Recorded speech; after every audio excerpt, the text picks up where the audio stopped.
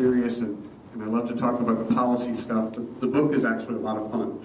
There are a lot of great stories in there. How I got Tennessee Williams to sign the first fundraising letter for the Human Rights Campaign Fund.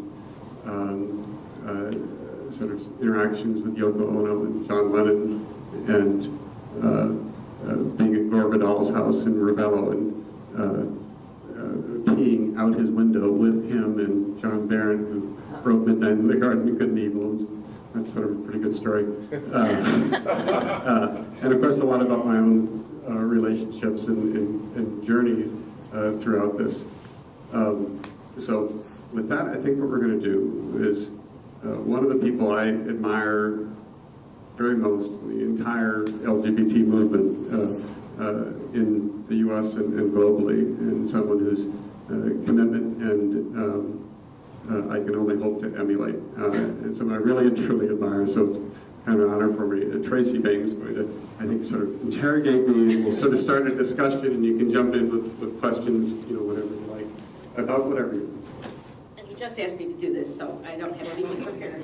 But certainly I've admired, the perseverance that you've had through all the ups and downs that you've had to deal with personally, but then also took on everything you did professionally. And one of the things you mentioned was pre-ACT UP, what the activism was based out of. And I started in 1984 at Gay Life newspaper in Chicago. There were fewer than 100 cases of AIDS diagnosed anyway at that point in Chicago. And what I saw happening was the women's health movement was kind of feeding the early years. So can you talk about what ACT UP was kind of the foundations of ACT UP, what came before it? So the first time a group of people with AIDS ever gathered together from around the country, and they were meeting for the first time, was in Denver in June of 1983 at the 5th Annual Gay Lesbian Health Conference. And they met in a hotel room and started to strategize politically and to discuss their experiences they were having in New York and San Francisco and wherever. And they hammered out a manifesto called the Denver Principles. Has anyone ever heard of the Denver Principles? If people have? And it outlined a series of rights and responsibilities for people with HIV and people who cared for them. Beginning with the very beginning of the document, starts with the language. It says, we reject the label victim because it implies passivity and defeat. We're only occasionally patients. We are people with AIDS. That document became the foundation for the self-empowerment movement and for just going out and creating all this sort of parallel healthcare delivery structure, because the existing structure didn't serve queer people at all, let alone people with AIDS. So we created this sort of new network of organizations around a peer-to-peer model. Back then, AIDS organizations, their boards of directors never had a board meeting where they talked about them, referring to the clients, because the clients were on the board, their partners were on the board. That sort of whole self-empowerment movement was really a self-help movement. It was focused on people with AIDS. It was people with AIDS organizing with other people with AIDS to do it ourselves, to create organizations to provide care, create organizations to conduct research, create buyers clubs that were quite different from what was depicted in the movie, which I happen to think is a pretty good film. I urge you to see it, but that wasn't reflective of the buyers club movement. And the idea is, that document in that meeting in Denver was not only the first time a group of people with AIDS ever gathered to strategize politically to assert their right to a voice in the decision-making that would affect their lives. It was the first time in the history of humanity that a group of people who shared a disease organized to assert such a voice. The very first time in the history of humanity that this had ever happened. And it's had a profound impact on healthcare. In some ways, a bigger impact, I think, outside of the U.S. than inside the U.S. The document, the Denver Principles, I often find is much better known at global health conferences and things like that, not just in HIV, but far beyond that. The ideals reflected in the Denver Principles document were not original. They were, Tracy just referenced, they were really a codification of the women's health movement, where we're really taught that we were instruments of social change ourselves and really looking to each other and ourselves to do this. Now, that was very different from what ACT UP activism was about. I was very involved in both. They're both important, so I'm not disparaging one over the other. I'm trying to sort of explain the difference and how I think we have drifted away from that self-empowerment movement early on. So when ACT UP started, that was and I will point out, by the way, that two of the people central to the Denver Principles document, Richard Berkowitz and Michael Kellen, were very self-consciously feminists. They were back then identifying as feminists. That was, not unlike myself, that was a very important lens through which they found a political consciousness. When ACT UP was started in 1987, it was really a reflection of the anger that had been, and fear that had been growing in the community, especially since the previous summer when the Hardwick decision came down, prompted spontaneous protests, I think, all over the country, including in Chicago, right? And ACT UP really came out of anger, a very legitimate anger, but it was fueled by, to a very large extent, by the privilege of a lot of white men who, for the first time, found that the system wasn't serving them. You know, their privilege was such they'd never really felt that alienated, that neglected, that stigmatized, that ignored by the system. And that was very different than the experience of most other people getting HIV, where HIV kind of had to get in line with a hierarchy of oppression, right? You know, they were familiar with the government ignoring their needs or treating them very poorly.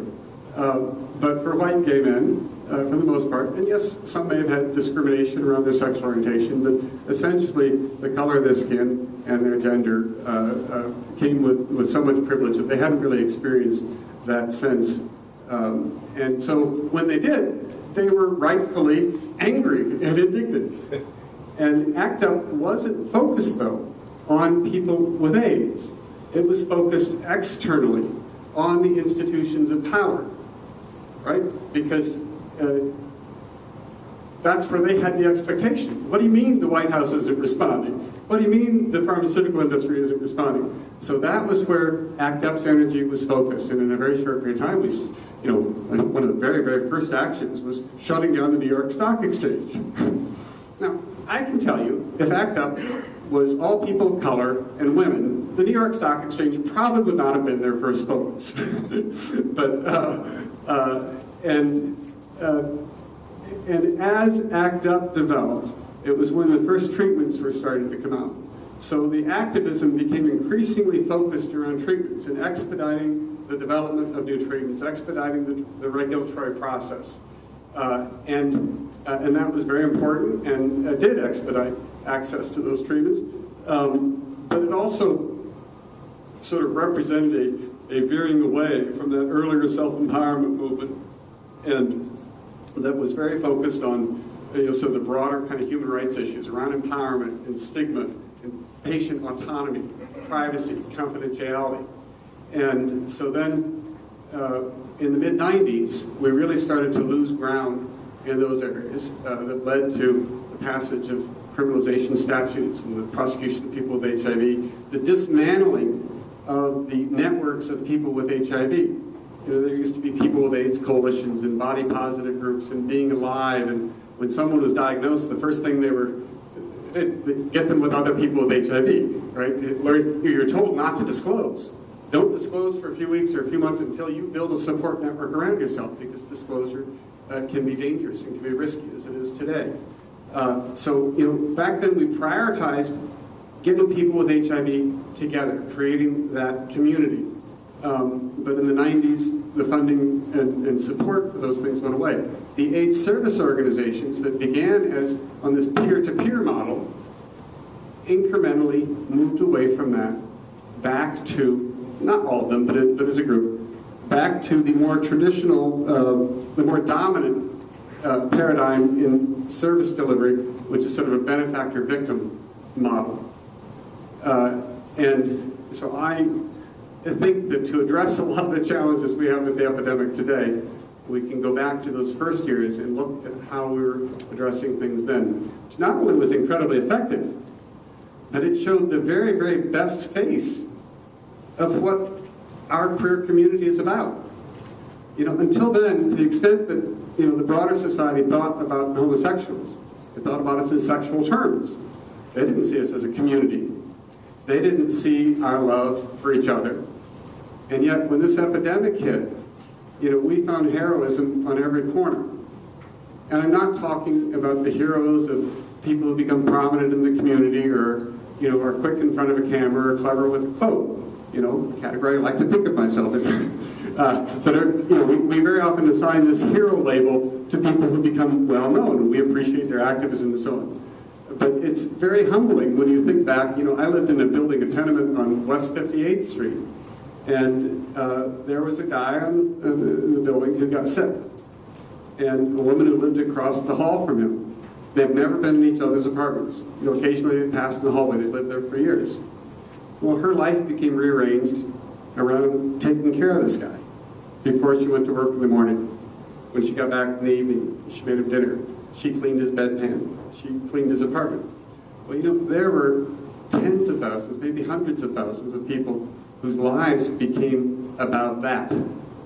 And, and maybe they weren't at the demonstration, maybe they weren't in front of the camera, but that was a heroism you can never forget. And quite frankly, not only was this the best face of our community, but the rest of the world could learn a lot from that, because that is still the answer today, to have that kind of caring for our friends and neighbors. I'm an evangelist for that empowerment movement, and I'm glad you asked about it. I'm staring, my angle of sight right now is Danny Sotomayor from ACT UP. So I think he's watching us right now. He was one of, obviously, Chicago's and national most prominent in ACT UP. And he was, the typical person who it became personal for him, and he used that to really affect a lot of change. And one of the things when I talk to folks I'm 51, and when I talk to people now in their 20s that are activists, there's this misnomer that ACT UP was huge. ACT UP was not big. It was not millions of people. It wasn't even tens of thousands of people, except at some points during its history, sometimes that many might have gathered. Most of the time, it was 20 to 100 people in Chicago or in other cities at a time making that impact. And can you talk about the outsized impact of what they were able to accomplish? Sure. Well, ACT UP, anyone see the documentary last year, How to Survive a Plague, David Francis? And that was very moving. It had a lot of, archival footage and people I knew and loved and so on. And it tells an important story, but it is not reflective of what ACT UP was about. John Weir, a writer in New York, wrote that, much as you might have enjoyed the film, it sort of implied two untruths. The first was that AIDS was over, which of course it isn't. And the second was that it was solved by a handful of super smart, really cute Ivy League grads, maybe with a little help from the rabble in the streets. And ACT UP was a movement that transcended art and politics and the media, that had many, many different moving parts that when moving in the same direction created something incredibly magical and powerful, and where we could be audacious. And while I talked about this sort of gay white male energy and this privilege of this record, that was by far all that was in it. The whole history of women in the epidemic fascinates me. Somebody right now is writing something about it. They're posting online. They're saying they want to know about people who know about lesbians who took care of gay men in the early 80s. Which that certainly happened, but it just drives me nuts because it sort of defines women as these nurses and these women. But in fact, like in ACT UP, it was the women who were teaching this broader group of gay men about classism and racism and sexism and really what supercharged the activism that took this energy and anger and connected it with other movements and other coalitions. And that is what gave us the power to do the things that we did, that ultimately led to a number of important things, including restructuring the federal research agenda and expediting access to treatments. And we interrupted, I mentioned we stopped the New York Stock Exchange, the first time in its history that it had ever been interrupted. We interrupted the CBS Evening News one night. We shut down the FDA and the NIH, And we do these actions, but we also have very specific demands. And usually they included things like a meeting with this key person or that key person where we could kind of present the substance of what was driving our anger. I think the most important accomplishment of ACT UP was how we expedited the development of and access to treatments. And that, probably saved my life. But with the distance of history, you can see other aspects to that. I today, while at the time I took great delight in how we were, annoying pharmaceutical companies, right? We got into Burroughs Wellcome in North Carolina and locked themselves in an office and started faxing out things on Burroughs Wellcome's letterhead, press releases that were, of course, fake. And, they did all these things. Stephen Gendon and I once, my colleague at PAWS, once had a meeting at Hoffman LaRoche in New Jersey. And Stephen said something that made it clear he had been there before. And the Hoffman LaRoche executive we were meeting with said, "Oh, really? Oh, who were you meeting with?" And Steve said, "Oh, I wasn't meeting with anybody. I was getting arrested." But now looking back on that, I don't think we ever did anything that bothered the drug companies in the least compared to the favor we did for them. This was during the Reagan era and deregulation. So we did their dirty work. We deregulated the drug development process in ways that enable us to get access to drugs faster, which is important. Somebody who is very ill, where there aren't treatments available for them, should have access to things that are in development. But it went much farther than that. So it quickly expedited, it dramatically expedited the time it took to approve a new drug, which means that a lot of the research in that drug and on side effects we're finding out in the marketplace, not beforehand. The number of drug recalls has increased dramatically since that time. And so ACT UP, we were the stormtroopers that brought about that deregulation in search of our own survival. But then it went much further, really accomplishing the pharmaceutical industry's agenda in that regard. I'll just ask one more question, and then there's lots of folks here. The current work you're doing on criminalization.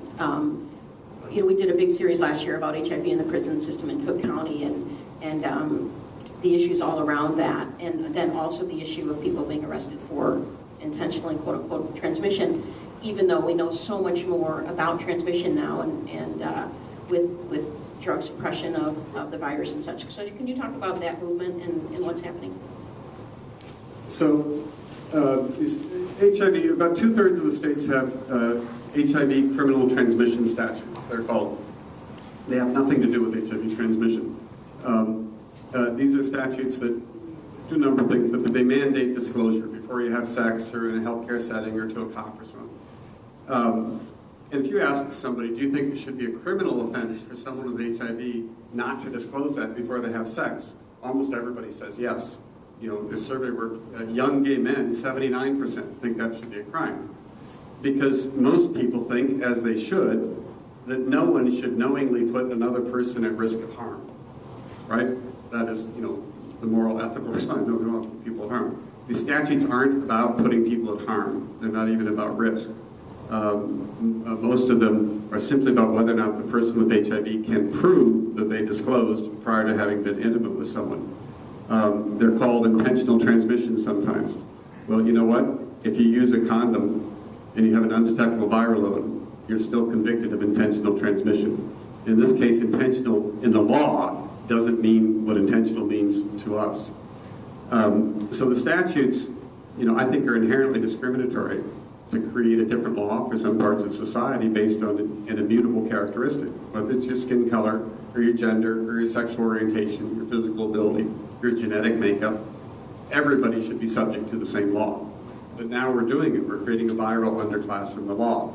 So when you hear somebody claim that this or that is the last great civil rights movement, correct them. Because we're constantly creating new ways to oppress people, and we're doing it right now in the law with this viral underclass. HIV is not the only sexually transmitted pathogen which, if left untreated, can seriously harm or kill someone. But, last year more women in the U.S. died of cervical cancer from HPV, human papillomavirus, than died of AIDS. But Illinois doesn't have an HPV-specific, HPV criminal transmission statute. No state does, because HPV isn't uniquely stigmatized the way HIV is. HIV is stigmatized with gay men, anal intercourse, and people of color, and people who use drugs.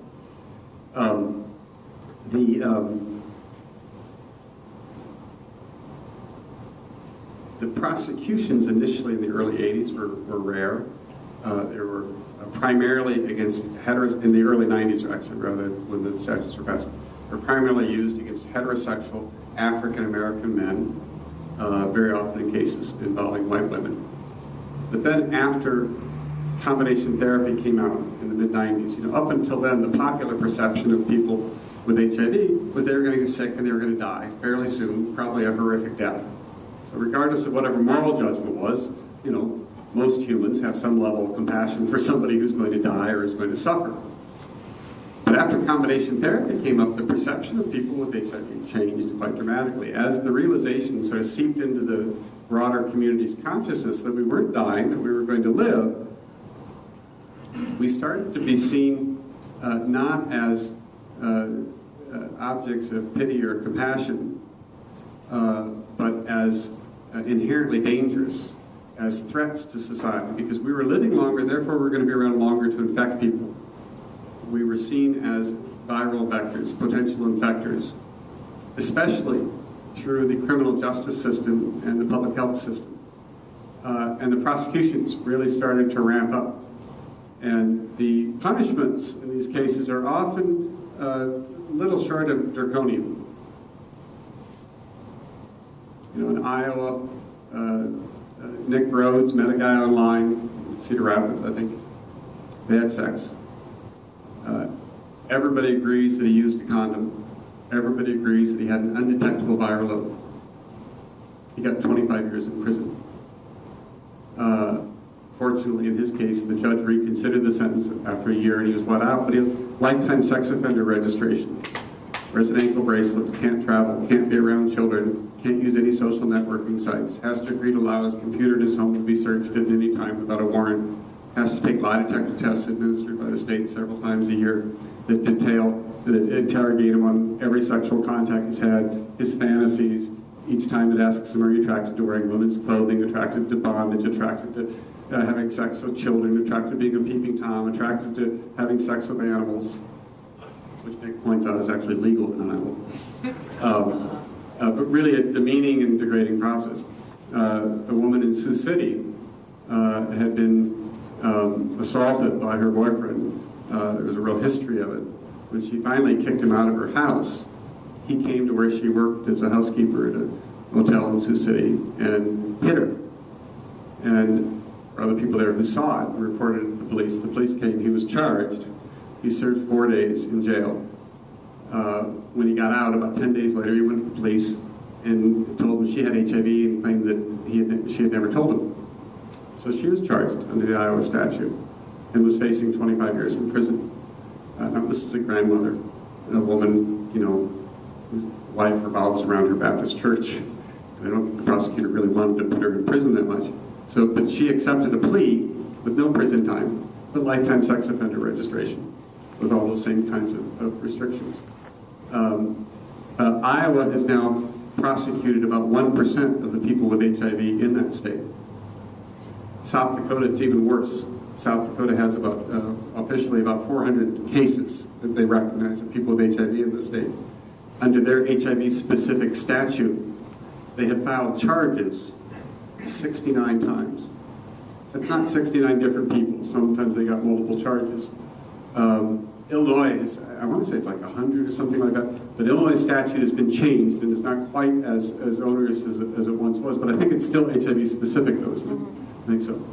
About 2/3 of the states have these statutes, although the geography is no protection. Even in states that don't have the statutes, prosecutors will use someone's HIV status inappropriately. So instead of a simple assault, it becomes a felony. That's why in Texas, that does not have an HIV-specific statute, is a man named Willie Campbell serving 35 years for spitting at a cop. In New York State, which does not have an HIV-specific statute, David Plunkett just got out of jail after serving 6.5 years, after an appeals court ruled that in New York State, saliva could no longer be considered a deadly weapon. And I can go on our website, seroproject.com, SEROPROJECT. There are a number of videos of people who have been prosecuted, some very compelling stories. A young man actually another young man in South Dakota was just convicted the other day. He was born with HIV. He had, I guess what he thought was an anonymous sexual encounter in a park or something. He's a college student, and ended up having charges filed against him, and was sentenced to 8 years in prison. He's like 21 or 20 years old. Sarah, we brought a group of people who've been prosecuted to the Presidential Advisory Committee on HIV/AIDS about a year and a half ago, including Eddie Casto. He's 22, from Spokane, Washington, born with HIV. Had just gotten out of prison after serving a year and a half. And he was very funny. He said, a couple of years ago I was in high school, and he says, I'm not going to claim I was the best student in the world, but I was paying attention when we were taught about the Declaration of Independence, saying that we're all born equal. I'm thinking, well, if we're all born equal, wait a minute, I'm not born equal. I'm born with this sort of legal disclosure, mandated speech obligation before I engage in the most intimate thing a person can do with another. So every person with HIV in the U.S. is now one disgruntled ex-partner away from finding themselves in a courtroom. Many of these cases boil down to he said, she said. Disclosure is complicated. Disclosure can be dangerous. Cicely Bolden in Houston a little over a year ago was murdered after she disclosed to her boyfriend. He shot her. He told the police she was killing me, so I killed her. Even though, as we know, the U.S. women rarely transmit this virus to men. This is a virus that men give to others. But in addition to the injustice these statutes impose on people with HIV, they are horrific public health policy, and they are a driver of the epidemic today. They were passed with the belief that they would slow transmission of the virus. There's zero evidence indicating they've done that. There's not even anybody who claims that they've done that. And there's a growing body of evidence showing that they are doing the exact reverse. First of all, you can't be prosecuted if you don't know your HIV status. So it's become take the test and risk arrest. We are punishing the responsible behavior of knowing your HIV status while we privilege the ignorance of not knowing your HIV status. And yet, where do most new HIV transmissions come from? Not from people who've been tested and know they have it. They come from the people who haven't been tested and don't know they have it. And when one of the most difficult demographics at tremendous risk of acquiring HIV are young gay men of color, many of whom have had an unpleasant interaction with the criminal justice system, and the vast majority of whom have all sorts of good reasons to be distrustful of the criminal justice system and of public health. They're feeling fine. Why should they get tested and take on this legal liability? So some former girlfriend or boyfriend, or maybe even not a former girlfriend or boyfriend, just somebody who claims it, can go and cause this grief for them. I suggest that people think of your most difficult breakup. Think of your most dissatisfied former partner. Sometimes people do things in those situations that maybe aren't rational or that are cruel, or that often they end up regretting. There have been a number of cases where someone brought charges and then changed their mind. They were just mad, or they even admit that they made it up or whatever. HIV transmission is rarely a factor in these cases. At Sero, we've documented about 1,300 instances when HIV-specific charges have been filed in those 2/3 of the states that have the HIV-specific statutes. HIV transmission is a factor in way less than 10% of them, maybe less than 5% of them, maybe less than 2% of them. So the statutes aren't about whether or not HIV is infected. They're not about whether or not there's a risk present. About a quarter of the cases are for things like spitting, biting, scratching, not very pleasant behaviors that probably should be appropriate for some sort of assault charge, but they're not going to transmit HIV, and they're not appropriate for these multi-year sentences. Many of the cases are for sexual behaviors that cannot transmit HIV. or for situations where a condom was used, or a person had an undetectable viral load, or both.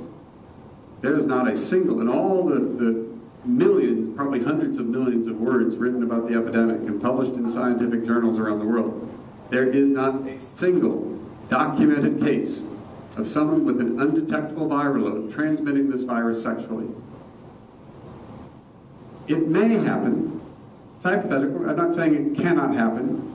We know it has happened with people who have a very low viral load.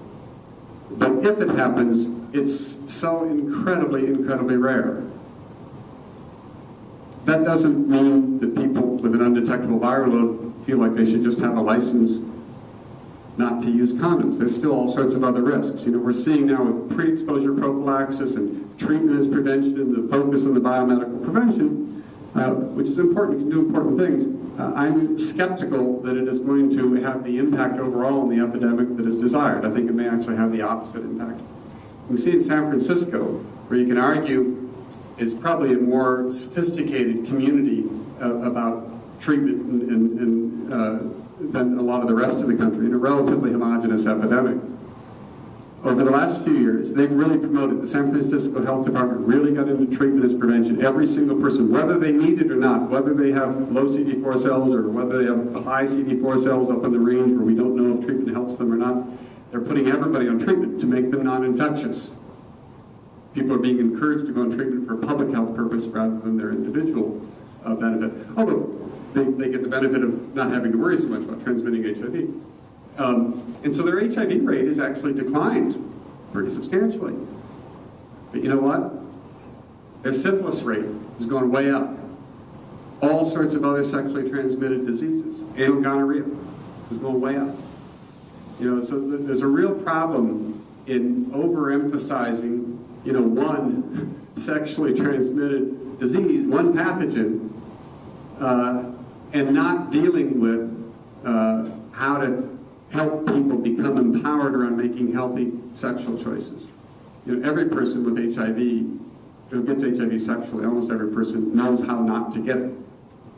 You know, just like almost every woman who becomes pregnant, who doesn't want to be pregnant, knows how not to become pregnant.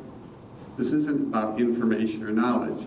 It's about how you help people translate that information into making the healthiest decisions for themselves and protecting their health in the context of sexual contact, which is about emotion and passions and hormones and lust and power and dominance and submission, and sometimes alcohol or other substances that might cloud one's judgment.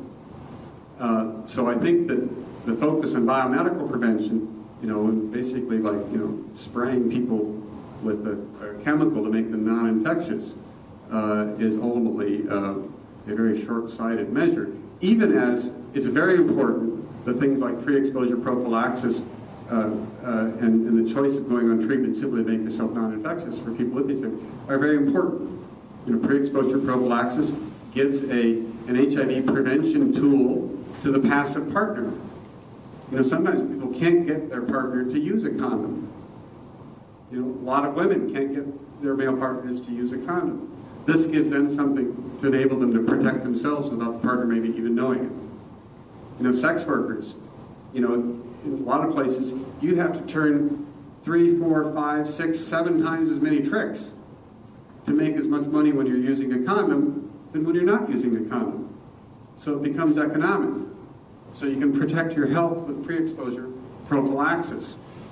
So, you know, as I say, a boy who's going to go on a binge and has made a decision not to use condoms, we'd much rather have them be on pre-exposure prophylaxis than not. So there is a role for pre-exposure prophylaxis, but when we go out and promote that in the idea that this is a substitute for condoms, or that this is going to be how we solve the epidemic, and we cut our prevention budgets that do all these other things, I think that's making a mistake.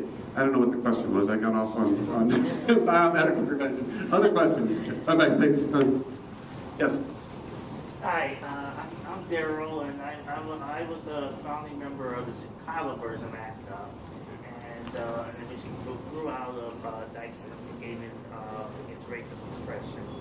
And the group went through a lot of actions, and then of course it quietly died in '95 after splits and internal conflicts, and apathy that developed later.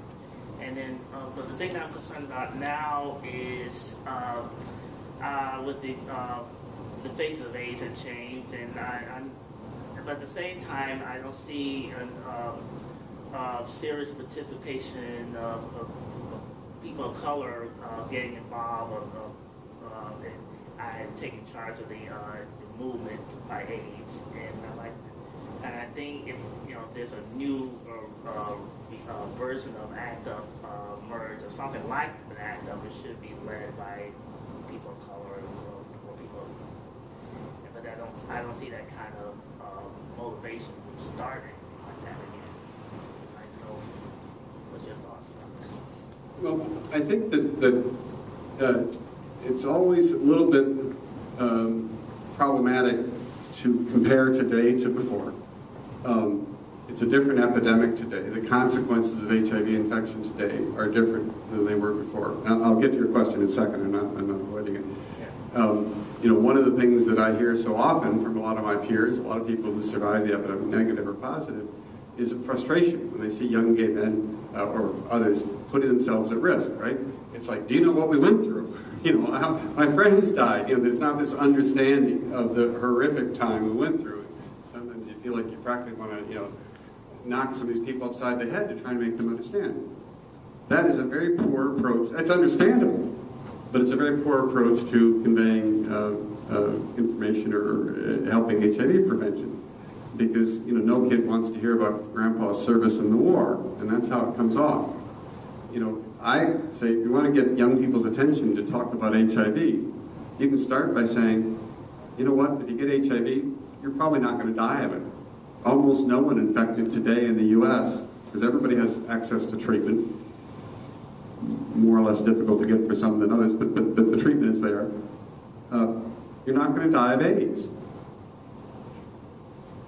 That's a very kind of shocking message, right? We're so conditioned around the death and dying. The message ends up becoming, however, either it's no big deal, you just take a pill and you go on, or it's this horrible thing, your life's over, it's awful, awful, awful. And what I focus on is something kind of that mixes those, which is that acquiring HIV is a life-changing event. Yes, your life goes on, and you can pursue your career, and you can live a normal lifespan, and so on and so forth. But you don't want to get this virus. It is a lifelong health challenge. It is expensive. There can be all sorts of health ramifications, even if they don't necessarily kill you, although there are side effects, long-term side effects we don't even know about because no one's taken the drugs that long. It is stigmatizing beyond belief, and it makes intimate relationships very difficult. So I say all this, get back to your question, is, there's today and there's then. If you look at the empowerment movement today, and like the national organizations, the national networks of people with HIV, now they're not large, but there's a global network of people living with HIV and AIDS, North America, the International Community of Women with HIV, the Positive Women's Network USA, SARO Project, which I run, and the Campaign to End AIDS. The empowerment movement, Women of Color runs the Positive Women's Network. Women of Color runs the International Community of Women Living with AIDS. A woman is the regional coordinator, a lesbian actually, is the regional coordinator of the Global Network, North America, and that board is, I think, half people of color, maybe even more. SARO, the network that I run, assistant director, this young man is African American who was incarcerated. Our board chair is a transgender woman, Cecilia Chung. We have a board member who is incarcerated right now in Idaho, an African American man who's serving 30 years, even though he used a condom, had an undetectable viral load. So when you look at the empowerment movement, it's a little bit of a different story. The activist movement, and the empowerment movement is part of that, but the sort of the street activist movement you're talking about, ACT UP, and ACT UP is still very much alive in different manifestations. It's much smaller, and sometimes it's found in other sort of ancillary organizations. But in New York, I would say it's more diverse than it was in the late 80s. But probably more important, I think its consciousness around race and class is much more elevated, sort of average member across the board, than it was years ago. But then you go to where the decision-making is around funding, and a lot of the big national organizations. And there you don't see nearly as much difference. And that's why, you end up with, I write in the book about Tony Fauci, who's been the CEO of federal AIDS research pretty much since the beginning. And I didn't put this in the book, and I kind of wish that I had. A couple of years ago, 5 or 6 years ago, there was a press conference, and they were announcing, one of those press conferences announcing that, AIDS is a crisis in the African-American community. And Fauci is like practically, rubbing his hands, and this is terrible, like he just got the memo.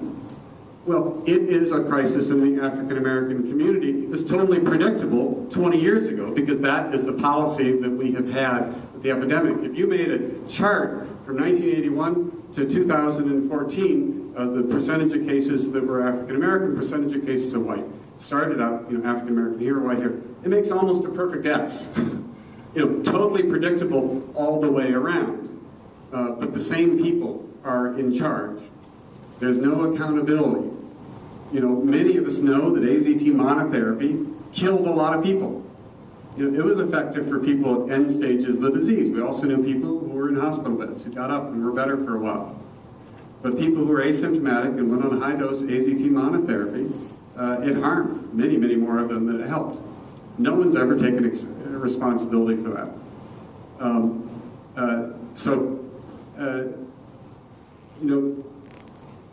Your question is important and legitimate, but I think you've got to look at the different pockets of it and see what has changed and what hasn't changed. One of the things that I found on this tour is that in many cities, a lot of long-term survivors, people who maybe were active once, gay white men, who were active once in the epidemic, back in the 80s or the early 90s, and maybe they took time out, and for whatever reason now, they are sort of interested in getting re-involved, and they're feeling not only alienated from the gay community, but they feel alienated from the community of people involved in the epidemic, because at the